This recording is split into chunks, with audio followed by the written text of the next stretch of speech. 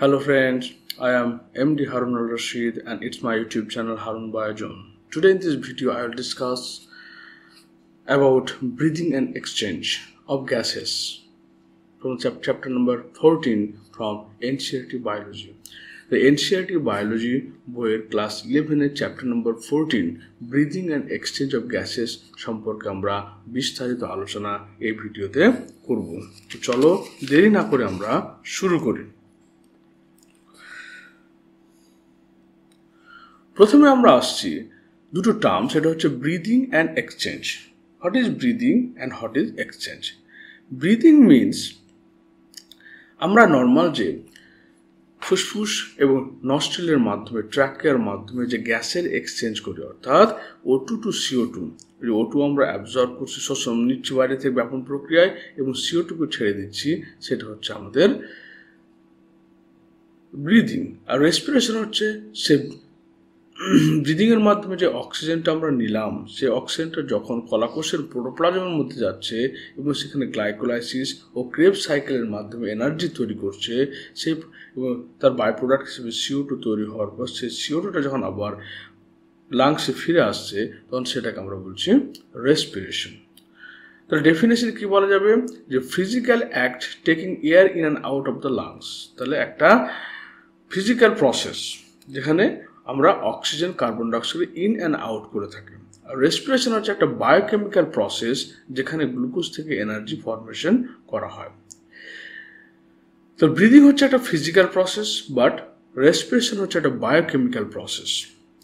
Breathing তোমার লাংসের মধ্যে সম্পন্ন হয়, আর রেসপিরেশন হচ্ছে প্রোটোপ্লাজমের মধ্যে, অর্থাৎ সাইটোপ্লাজম এবং মাইটোকন্ড্রিয়ার মধ্যে।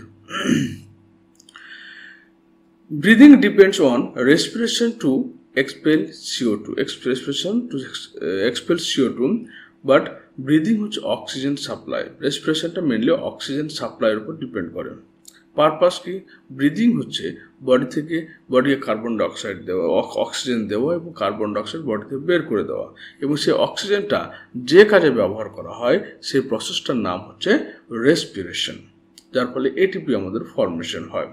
মেকানিজম এর মধ্যে কি? ডায়াফ্রাম ইউজ হয় অ্যান্ড ইন্টারকস্টাল পেশির মাধ্যমে আমাদের ব্রিদিং হয়, কিন্তু মেনলি এখানে এনজাইমেটিক রিয়াকশন হচ্ছে তোমার রেসপিরেশন। শ্বসনটা এক ধরনের এনজাইমেটিক রিয়াকশন যেখানে several different type of enzymes are involve to break down the glucose into the product. Energy production. In case of breathing, there is no energy production, but in case of respiration, there are a lot of energy produced. Byproduct. Breathing এর byproduct হচ্ছে carbon dioxide, water and vapour, but রেসপিরেশনের byproduct carbon dioxide, water and ATP. Regulation brain স্টেমের মাধ্যমে, অর্থাৎ আমাদের ponds and medulla অবলাঙ্গাটার দ্বারা তোমার breathing প্রসেসটা কন্ট্রোল হয়, but respiration is control by a cellular energy needs and oxygen availability. তোমার শরীরে শক্তির যে দরকার তার উপর নির্ভর করে আমাদের রেসপিরেশন প্রসেসটা চলতে থাকে, এবং রেসপিরেশন দিনরাত সবসময় চলতে থাকে, ব্রিদিংও চলতে থাকে দিনরাত সবসময়। স্টেজ, দুটো স্টেজ পাওয়া যায়, একটা ইনহেলেশন বা যেটাকে আমরা বলছি প্রশ্বাস, একটা এক্সহেলেশন বা এক্সপিরেশন যেটা আমরা বলছি নিঃশ্বাস। আর এখানে glycolysis, Krebs cycle and oxidative phosphorylation or electron transport system. Oxygen use transfer oxygen to the blood and consume oxygen to release energy from food. খাবার থেকে এনার্জিকে বের করার জন্য বা অক্সিডেশন জারণ বিক্রিয়ার জন্য আমাদের রেসপিরেশনের ক্ষেত্রে বা শ্বসনের ক্ষেত্রে কি দরকার পড়ে? এই অক্সিজেনের দরকার পড়ে। ভিজিবিলিটি, আমরা ব্রিদিং অ্যান্ড এক্সচেঞ্জকে আমরা বুকে হাত দিলে বুঝতে পারবো যেখানে বুকটা তোমরা আপস অ্যান্ড ডাউনস করছে, কিন্তু রেসপিরেশন হচ্ছে ইনভিজিবল প্রসেস।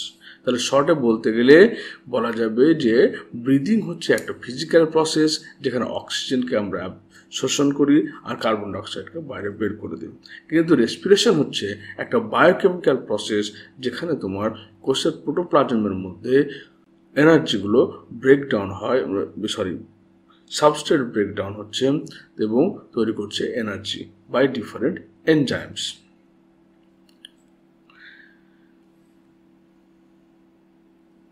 নেক্সট পেজ আমরা বলবো রেসপিরেটরি অর্গান। তো ডিফারেন্ট অ্যানিমালস ডিফারেন্ট এনভায়রনমেন্টে বসবাস করছে, যার ফলে বিভিন্ন প্রাণীর বিভিন্ন ধরনের রেসপিরেটরি অর্গান দেখতে পাওয়া যাচ্ছে। যেমন দেখা যাচ্ছে lower invertebrates like sponge, coelenterates, flatworms, etc. exchange oxygen and CO2 by simple diffusion over their entire body surface. তাহলে বডি সারফেসের মাধ্যমে, অর্থাৎ তাদের বডি সারফেসের ঠিক নিচেই বিভিন্ন ব্লাড ভেসেলগুলো থাকে এবং বাইরের সঙ্গে বাইরের এনভায়রনমেন্টের সঙ্গে অনেক ডিফিউশন প্রসেসের মাধ্যমে তোমার গ্যাসিয়াস এক্সচেঞ্জ হয়ে থাকে। কার মধ্যে? Sponge, coelenterate, flatworms. Earthworm use their moist cuticles and insects have a network of tubules, tracheal tubes. তাহলে বলছে কেন আর্থওয়ার্ম যারা রয়েছে তাদের যে আর্দ্র কিউটিকল রয়েছে, কিউটিকল মানে স্কিনের কথা বলা হচ্ছে, সেই স্কিনের মাধ্যমে স্কিন অ্যানলিডা এবং অ্যাম্ফিবিয়ান এরা স্কিনের মাধ্যমে তোমার ডিফিউশন প্রসেসে কি করে? রেসপিরেশন করে, মানে ব্রিদিং এক্সচেঞ্জ করে। অ্যান্ড যত ইনসেক্ট রয়েছে, ইনসেক্টদের ক্ষেত্রে হচ্ছে trachea is a respiratory organ.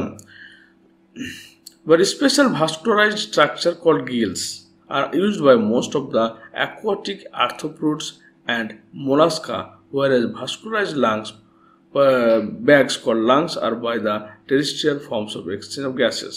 তাহলে গিলস কারা ইউজ করছে? গিলস হচ্ছে যেটা আমরা ফুলকা বলছি। যত সমস্ত অ্যাকোয়াটিক অ্যানিমাল রয়েছে তারা সবাই কিন্তু গিলস বা ফুলকা ব্যবহার করে। কিন্তু যখনই আমরা টেরেস্ট্রিয়াল অর্গানিজম চলে আসলাম, বিশেষ করে তোমার যারা টেরেস্ট্রিয়াল অর্গানিজম বলতে বোঝাচ্ছে এখানে যেমন বার্ডস, মানে এভিস, ম্যামালস, রেপটাইলস, ওদের ক্ষেত্রে কি হচ্ছে? তোমার লাংস ইউজ হচ্ছে। তাহলে বডি সারফেস পাওয়া গেলে স্পঞ্জ এবং সিলেন্ট্রেটের ক্ষেত্রে, গিলস বা ফুলকা পাওয়া গেলে তোমার ফিশেস অ্যাকোয়াটিক অ্যানিমালের ক্ষেত্রে, বুক গিলস পাওয়া যাচ্ছে তোমার লিমুলাস কিং ক্র্যাবের ক্ষেত্রে, স্কিন পাওয়া যাচ্ছে অ্যানলিডা অ্যাম্ফিবিয়ানদের ক্ষেত্রে, ট্রাকিয়া পাওয়া যাচ্ছে ইনসেক্টদের ক্ষেত্রে, লাংস হচ্ছে তোমার মোস্ট অফ দ্য টেট্রাপড মানে 4 legged অ্যানিমালস, এবং লাংস হলো এবং বুক লাংস হয়ে গেল তোমার অ্যারাকনিডস আর স্পাইরাল স্করপিয়নের ক্ষেত্রে আমরা পেয়ে থাকি। তো different organism have different respiratory organ due to different habitat.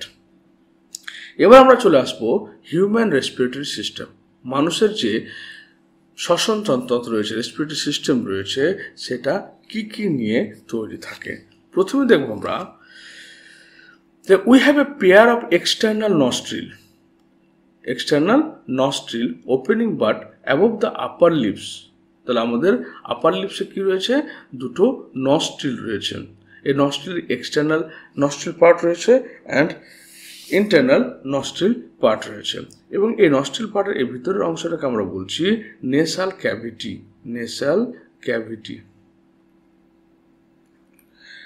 বলা হয়।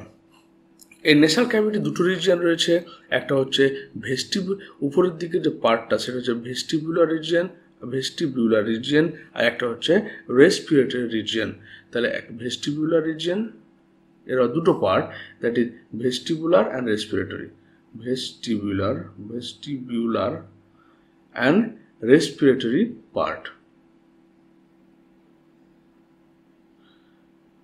এই ভেস্টিবুলার পার্টে কি থাকছে? আমাদের সিবেসিয়াস গ্ল্যান্ড থাকে, সিবেসিয়াস গ্ল্যান্ড, এবং ওর সঙ্গে থাকছে আমার হেয়ার। যখন আমরা শ্বাস নিই তখন সে এক্সটার্নাল এয়ারের কাজই হচ্ছে সে হেয়ারের মাধ্যমে ধুলো বালি এগুলোকে পরিশুদ্ধ করা, আর সিবেসিয়াস গ্ল্যান্ডের মাধ্যমে ময়েশ্চারকে মেনটেন করা। তারপর যে রেসপিরেটরি অঞ্চল রয়েছে, ভিতরে যে রেসপিরেটরি অঞ্চলগুলো রয়েছে সেখানে বিভিন্ন ধরনের কোষ থাকছে। এটা হচ্ছে গ্ল্যান্ডুলার। রেসপিরেটরি যে রিজিয়ন, নেসাল ক্যাভিটির মধ্যে যে রেসপিরেটরি রিজিয়ন থাকছে সেটা হচ্ছে গ্ল্যান্ডুলার হয়, অর্থাৎ গ্রন্থিময় হয়। এবং এখানে কি থাকে? এখানে মিউকাস গ্ল্যান্ড থাকছে, সেরাস গ্ল্যান্ড থাকছে। এখানে মিউকাস অ্যান্ড সেরাস গ্ল্যান্ড থাকে। এই মিউকাস গ্ল্যান্ড কি করে? মিউকাস গ্ল্যান্ডটা তোমার মেইনলি মিউকাস ক্ষরণ করে। এটা তোমার হিউমিডিটি মেনটেন করে, হিউমিডিফাইড করা হয়, হিউমিডিটি বা আর্দ্রতাকে মেনটেন করে। আর কি করে? এয়ার কন্ডিশনের মতো কাজ করে। এয়ার কন্ডিশন অর্থাৎ শীত তাপকে নিয়ন্ত্রণ করে, মানে এয়ারের যে টেম্পারেচারটা শরীরের জন্য পারফেক্ট সেটাকে মেনটেন করার কাজ হচ্ছে এই respiratory part of the nasal cavity. তাহলে আমরা দেখলাম যে এক্সটার্নাল যে পার্ট নেসাল ক্যাভিটির সে দুটো, একটা হচ্ছে তোমার ভেস্টিবুলার পার্ট যেখানে সিবেসিয়াস গ্ল্যান্ড থাকছে এবং হেয়ার থাকছে। হেয়ার কি করছে? ধুলো বালিকে প্রোটেকশন করছে, আর সিবেসিয়াস গ্ল্যান্ড ময়েশ্চার মেনটেন করছে। আবার রেসপিরেটরি যে পার্টটা রয়েছে সেখানে মিউকাস গ্ল্যান্ড রয়েছে এবং সেরাস গ্ল্যান্ড রয়েছে। এদের কাজ হচ্ছে মেনলি জলীয় অংশ বা জলীয় তরল ক্ষরণ করা, যার ফলে কি হচ্ছে হিউমিডিটি মেনটেন হচ্ছে এবং তোমার এয়ারের টেম্পারেচার মেনটেন করা হয়। এবং আরেকটা রিজিয়ন রয়েছে সেটার নাম হচ্ছে, তাহলে 1 নম্বর হয়ে গেল আমার ভেস্টিবুলার রিজিয়ন, 2 নম্বর হয়ে গেল রেসপিরেটরি রিজিয়ন, আর 3 নম্বর আরেকটা রিজিয়ন রয়েছে, সেই রিজিয়নটার নাম হচ্ছে অলফ্যাক্টরি রিজিয়ন। এই অলফ্যাক্টরি রিজিয়নের মাধ্যমে আমরা যে ঘ্রাণ অনুভব করি যেটা আমাদের ব্রেনের অলফ্যাক্টরি লোবের সঙ্গে যুক্ত রয়েছে। এটা বিভিন্ন ধরনের দুর্গন্ধ বা গন্ধকে আমাদের বুঝতে সাহায্য করে। দ্য নেসাল প্যাসেজ হয়ে গেল। তো nasal chambers opens into the pharynx. Nasal চেম্বারটা কোথায় ওপেন হচ্ছে? এবার ফ্যারিংসের মধ্যে ওপেন হচ্ছে। A portion which the common passage for food and air. তাহলে এই যে পোর্শনটা আমাদের ফ্যারিংস, নেসাল চেম্বার শেষ হয়ে গেলে এই পোর্শন থেকে, এবার এই যে কমন পোর্শনটা রয়েছে সেই কমন পোর্শনটাকে আমরা বলছি ফ্যারিংস। কমন প্যাসেজ যেখানে ফুড অ্যান্ড এয়ার একই সঙ্গে যেতে পারে সেটা হচ্ছে আমাদের ফ্যারিংস। আর এই যে পোর্শনটা যেখানে তোমার এই ফ্যারিংসে তোমার নেসাল ক্যাভিটিটা ওপেন হচ্ছে এটাকে বলা হচ্ছে নেসোফ্যারিংস, যেটা তোমার হচ্ছে মেনলি হচ্ছে ইন্টারনাল নস্ট্রিলের পার্ট, অর্থাৎ অন্তঃনাসারন্ধ্র পার্ট। তাহলে বহির্নাসারন্ধ্র হলো একটা, অন্তঃনাসারন্ধ্র হলো, তারপর নেসোফ্যারিংস হলো, তারপর ফ্যারিংস হলো। ফ্যারিংস যেখানে হচ্ছে ফুড অ্যান্ড এয়ার, এখান থেকে ফুড আসছে, এই পোর্শনটাতে এয়ার রয়েছে, দুটো একই সঙ্গে কমন প্যাসেজ এটা। এরপরে শুরু হয়ে যাচ্ছে আমাদের রেসপিরেটরি ট্র্যাক্ট। শ্বাসনালী শুরু হয়ে যাচ্ছে, এদিক এসোফেগাস বা খাদ্যনালী বেরিয়ে গেল, এই পাশে আমাদের শুরু হলো রেসপিরেটরি ট্র্যাক্ট। তো মানুষের রেসপিরেটরি ট্র্যাক্টকে বলা হচ্ছে ভয়েস বক্স বলা হচ্ছে। এটা আবার বিভিন্ন অংশ নিয়ে তৈরি হচ্ছে। প্রথমে হচ্ছে গ্লটিস। তাহলে এই যে আমাদের ফ্যারিংস পোর্শনটা যে অংশে এসে উন্মুক্ত হচ্ছে, ফ্যারিংস পোর্শনটার যে পার্শ্বে যে জায়গাটায় উন্নত মানে ওপেন হচ্ছে কোথায়? ল্যারিংসের মধ্যে, সেটা হচ্ছে আমাদের গ্লটিস। এই জায়গাটাকে আমরা বলছি গ্লটিস। ফ্যারিংসে জাস্ট ঠিক নিচেই থাকবে গ্লটিস পোর্শনটা থাকে। গ্লটিস এবং ল্যারিঙ্গেল কার্টিলেজ অফ ল্যারিংস। তারপর গ্লটিসের পরে ল্যারিংসের তরুণাস্থিগুলো থাকছে। এবার দ্য ল্যারিংস কি নিয়ে তৈরি? প্রথম হচ্ছে এপিগ্লটিস হচ্ছে একটা ইলাস্টিক কার্টিলেজ যেটা তোমার মেনলি হচ্ছে গ্লটিসকে ঢেকে রাখে, গ্লটিসকে ঢেকে দেয়। এই যে আমাদের গ্লটিস, এই গ্লটিসটাকে ঢেকে দেওয়ার কাজ। এপিগ্লটিস একটা অপারকিউলাম টাইপের, যেটা তোমার যখন খাবার আসে তখন শ্বাসনালীটাকে ঢেকে দেয়, যখন তোমার শ্বাস আসে তখন খাদ্যনালীটাকে ঢেকে দেয়। তারপর হচ্ছে থাইরয়েড কার্টিলেজ। এপিগ্লটিস হয়ে গেল। এপিগ্লটিস হচ্ছে একটা অপারকিউলাম টাইপের অংশ যেটা তোমার এয়ার পাইপ বা এসোফেগাসটাকে ব্লক করে রাখে, বা যখন শ্বাস নিই আমরা তখন শ্বাসটাকে ব্লক করে রাখে। এবার ওর পরে রয়েছে আমাদের থাইরয়েড কার্টিলেজ। এই যে দুটো দেখছি, সবচেয়ে বড় দুটো বোন, সে দুটো বোনকে আমরা বলছি থাইরয়েড কার্টিলেজ। এটা ল্যারিংসের সবচেয়ে বড় পার্ট। তো ল্যারিংস মেনলি আমরা যদি বলি, ল্যারিংস কি হলো? প্রথমে ফ্যারিংস, তারপর গ্লটিস, তারপর ল্যারিংসের পার্টের মধ্যে প্রথমে আসছে এপিগ্লটিসের পরে আসছে তোমার কার্টিলেজের মধ্যে প্রথমে থাইরয়েড কার্টিলেজ। এটা সবচেয়ে largest cartilage of the thyroid. Largest cartilage of the larynx. Larynx এখানে ভি আকৃতির খাঁজটাকে থাইরয়েড নচও বলা হয়ে থাকে। এই যে ভি আকৃতির যে নচ থাকে এটাকে থাইরয়েড নচ বলা হয়, থাইরয়েড নচ বলা হয়ে থাকে। তরুণাস্থি ল্যারিংসের সামনের দিকে দুপাশ ডেকে রাখে এবং এখানে অ্যাডামস অ্যাপেলও বলা হয়ে থাকে। এই যে এই গঠনটাকে আমরা অ্যাডামস অ্যাপেলও বলতে পারি। তারপর রয়েছে তাহলে থাইরয়েড কার্টিলেজের মধ্যে কি থাকলে এর সোয়েলিং ফোলা অংশটাকে আমরা অ্যাডামস অ্যাপেল বলছি। এখানে থাইরয়েড নচ থাকছে। এরপর হচ্ছে কি কর্নিকুলেটেড বা ক্রিকয়েড কার্টিলেজ। থাইরয়েড কার্টিলেজের পরবর্তী যে অংশটা থাকে সেটা হচ্ছে ক্রিকয়েড কার্টিলেজ। এই ক্রিকয়েড কার্টিলেজ হায়ালিন কার্টিলেজ ধরি। এরপরে থাকছে অ্যারিটিনয়েড কার্টিলেজ। তাহলে 1 নম্বরে থাকলো তোমার কি থাইরয়েড কার্টিলেজ, 2 নম্বর হচ্ছে ক্রিকয়েড কার্টিলেজ, তারপর হচ্ছে অ্যারিটিনয়েড কার্টিলেজ, 3 নম্বর অ্যারিটিনয়েড কার্টিলেজ। তারপর থাকছে তোমার কিউনিফর্ম কার্টিলেজ, কিউনিফর্ম দেখেন কর্নিকুলেটেড কার্টিলেজ এবং তার উপরে থাকছে হায়োড বোন। হায়োড বোন কোনটা হচ্ছে এই যে আমাদের এখানে হায়োড বোন। এটা এমব্রায়োলজিক্যালি পার্ট হচ্ছে কার? এমব্রায়োলজিক্যালি পার্ট হচ্ছে এটা ব্রেনের পার্ট, ব্রেন বা ক্রেনিয়াল পার্ট হিসেবে ধরা হয়ে থাকে।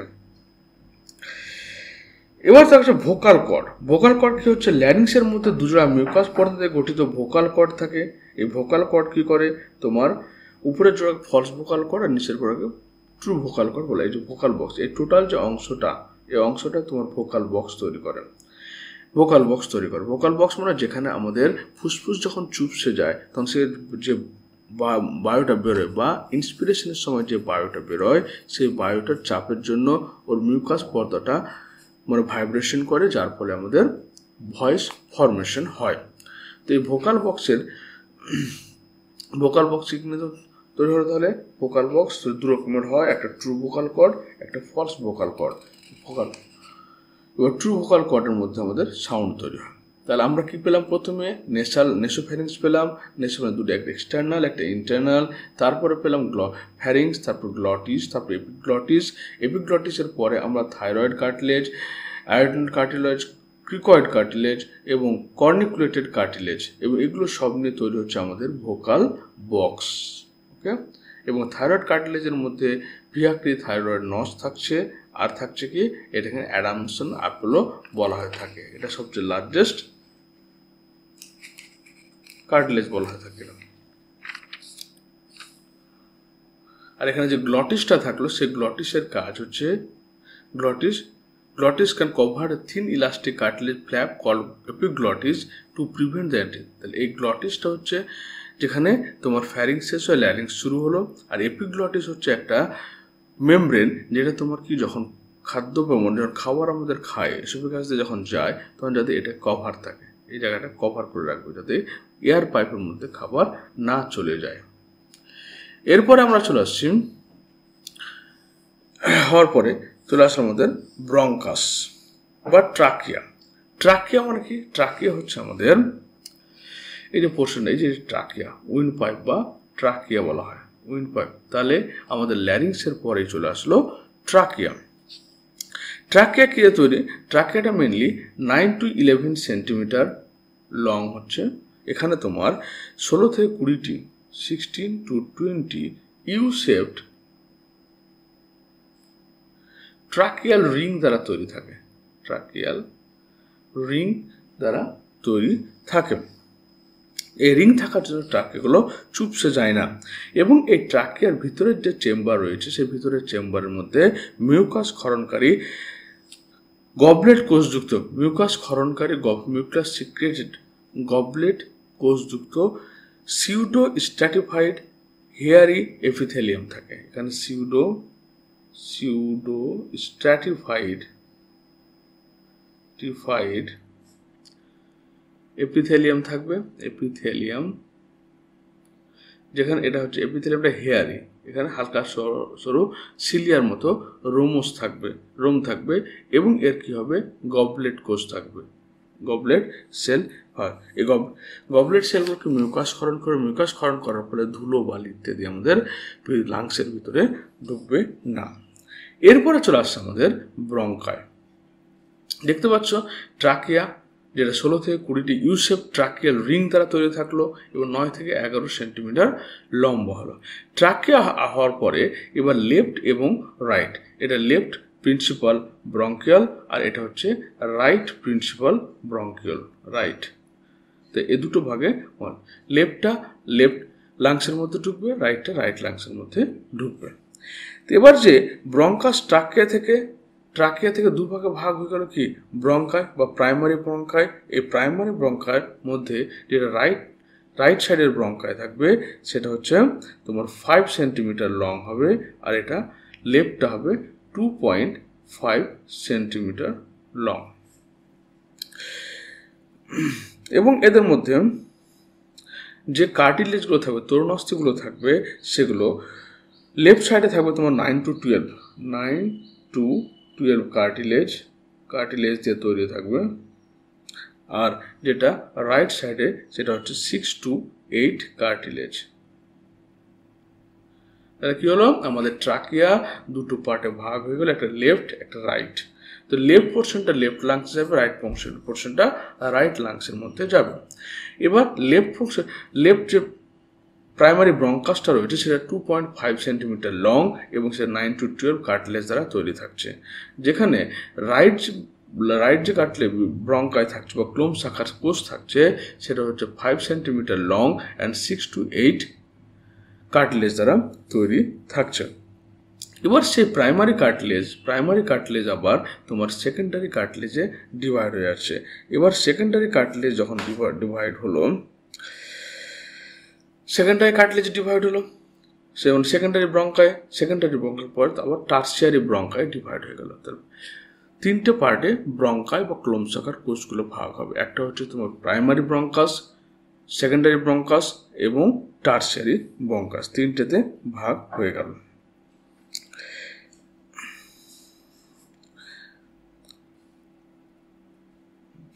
এবার এই টার্সিয়ারি ব্রঙ্কাসের সংখ্যা কত? টার্সিয়ারি ব্রঙ্কাসের সংখ্যা হচ্ছে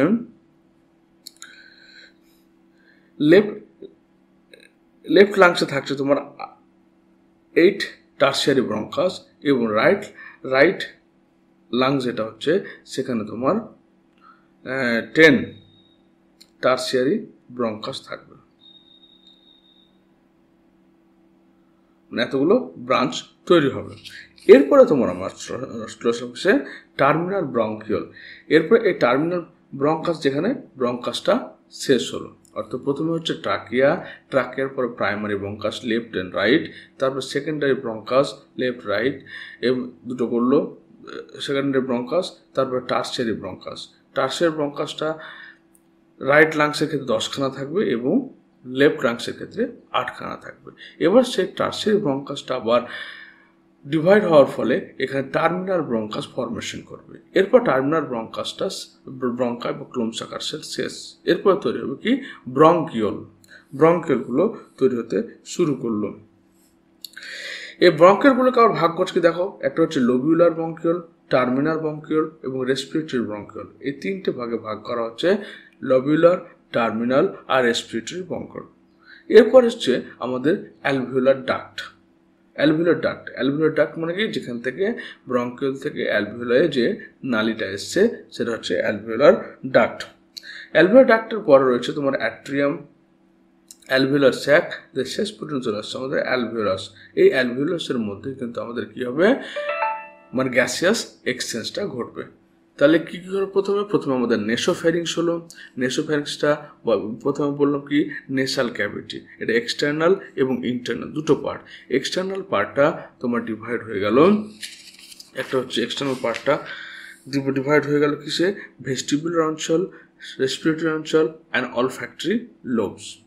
তারপর সেটা ভাগ হয়ে গেল কোথায়, ফ্যারিংসের পর হচ্ছে এই গ্লটিসের পরে ল্যারিংস গেছে এপিগ্লটিস, তারপর হচ্ছে তোমার কার্টিলেজ, থাইরয়েড কার্টিলেজ, ইকয়েড কার্টিলেজ, ক্যারোটিনয়েড কার্টিলেজ, তারপরে চলে আসছে আমাদের ট্রাকিয়াতে ভাগ হওয়ার পরে ল্যারিংস থেকে ট্রাকিয়ার পরে চলে আসছে আমাদের ব্রঙ্কাসটা প্রাইমারি, সেকেন্ডারি এবং টার্সিয়ারি তিনটে ব্রঙ্কাস পাওয়া গেল।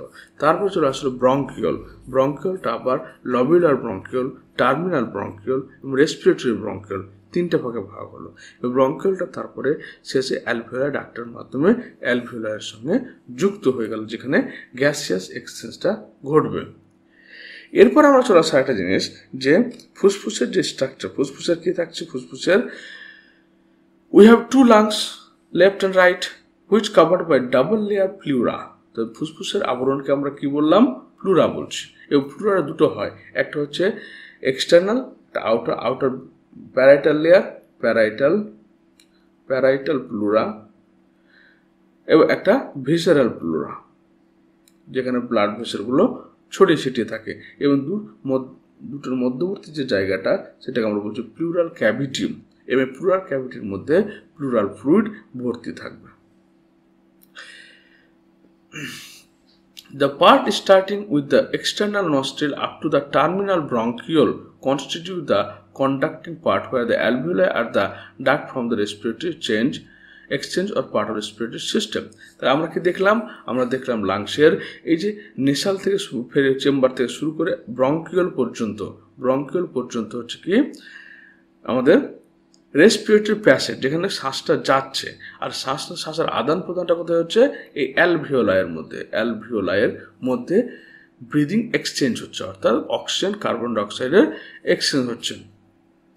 The conducting part transport the atmospheric air to the alveoli, clear it from foreign particles, humidified, and also brings the air। তাহলে কি করে ক্লিয়ার পার্ট, মানে এয়ারের মধ্যে যেগুলো ধুলোবালি থাকে সেগুলো পরিষ্কার করার জন্য লোম থাকছে, মিউকাস গ্ল্যান্ড থাকছে, সেরাস গ্ল্যান্ড থাকছে, যেখানে জলীয় অংশ করছে, মানে হিউমিডিফাইড করছে সেই এয়ারটাকে, তারপর সেই এয়ারটার জলীয় অংশ অ্যাড করছে।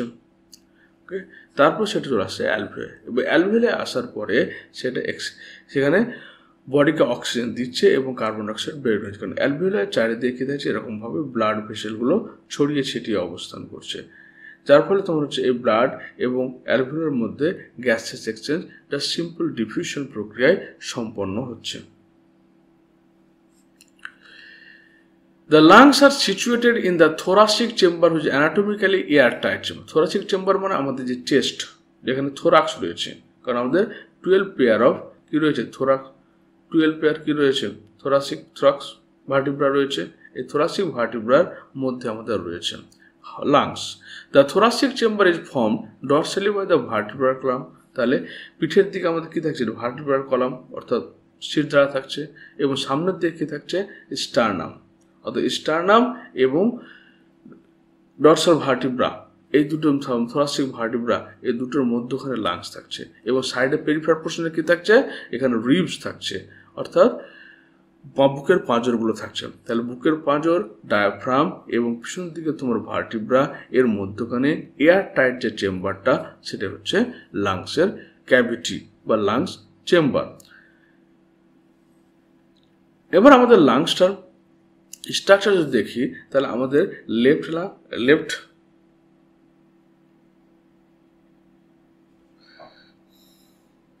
আমাদের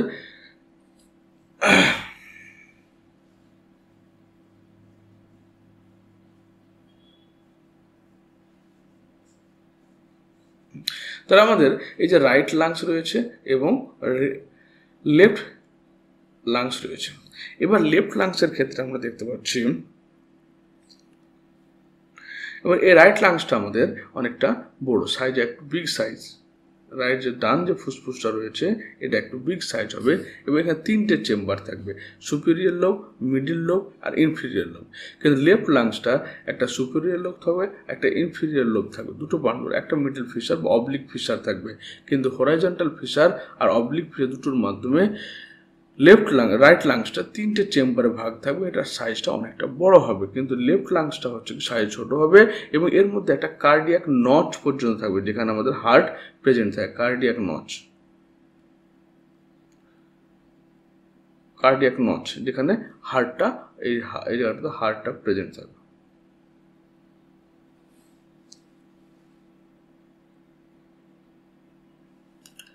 এরপর হচ্ছে রেসপিরেশন ইনভলভস ফলোইং স্টেপস। তো রেসপিরেশনে আমাদের কি কি ইনভলভ হচ্ছে, কোন কোন স্টেপ রয়েছে। প্রথম হচ্ছে breathing or pulmonary ventilation. Ventilation মানে হচ্ছে কি, যেখানে গ্যাসিয়াস এক্সচেঞ্জ ঘটছে, অর্থাৎ যেখানে অক্সিজেন ঢুকছে কার্বন ডাইঅক্সাইড বেরিয়ে যাচ্ছে। পালমোনারি মানে হচ্ছে লাংস, পালমোনারি শব্দটি রিলেটেড হচ্ছে লাংসের সঙ্গে।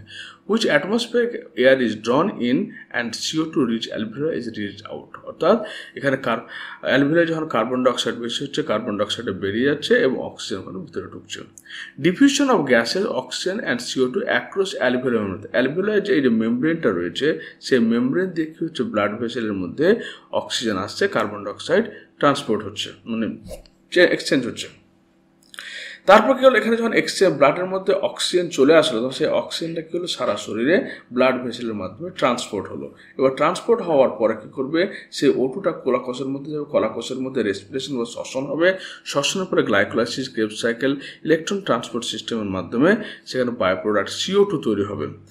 Utilise of oxygen by the cells catabolic reaction and resultant release of CO2, এবং যে CO2টা তৈরি হলো সেই CO2টা আবার ট্রান্সপোর্ট হওয়ার ফলে সেটা অ্যালভিওলাই হয়ে লাংসের অ্যালভিওলাই হয়ে আবার বডির বাইরে চলে আসবে। তার প্রথম কাজ হচ্ছে কি এখানে অক্সিজেন কার্বন ডাইঅক্সাইডের আদান এক্সচেঞ্জ হবে লাংসের মধ্যে, তারপর সেটা কি অ্যালভিওলার মেমব্রেনের মাধ্যমে ব্লাডে মিশবে, ব্লাড থেকে সেটা ট্রান্সপোর্ট হবে কলাকোষে, কলাকোষে সেখানে কী হবে রেসপিরেশন অর্থাৎ glycolysis, Krebs cycle and electron transport সিস্টেমের মাধ্যমে বাই প্রোডাক্ট কার্বন ডাইঅক্সাইড তৈরি হবে, সেই কার্বন ডাইঅক্সাইড রক্তের মাধ্যমে বয়ে গিয়ে আবার অ্যালভিওলাতে যাবে, অ্যালভিওলাই থেকে বডির বাইরে বেরিয়ে যাবে।